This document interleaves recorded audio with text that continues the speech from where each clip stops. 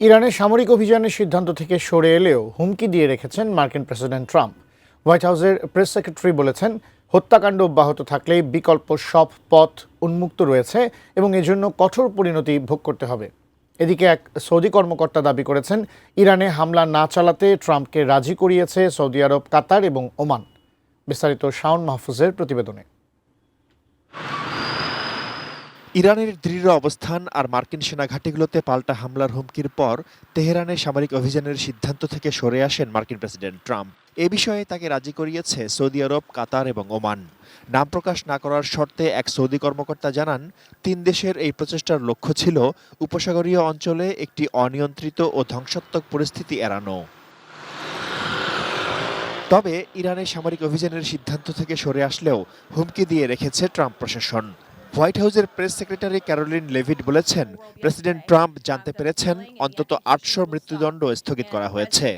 তবে হত্যাকাণ্ড অব্যাহত থাকলে বিকল্প সব পথ খোলা রয়েছে এবং এজন্য তেহরানকে কঠোর পরিণতি ভোগ করতে হবে। RICL TMX, যুগের পর যুগ স্থাপনা থাকে মজবুত। And so the president and his team are closely monitoring this situation, and all options remain on the table for the president. গত বুধবার উচ্চ সতর্কতা জারির পর কাতারে অবস্থিত আল উদেইদ মার্কিন বিমান ঘাঁটিতে নিরাপত্তা সতর্কতার মাত্রা কমিয়ে আনা হয়েছে। পাশাপাশি ওই ঘাঁটি থেকে যেসব সেনা সদস্য এবং যুদ্ধবিমান অন্যত্র সরিয়ে নেওয়া হয়েছিল, সেগুলো ধীরে ধীরে আবার ঘাঁটিতে ফিরতে শুরু করেছে।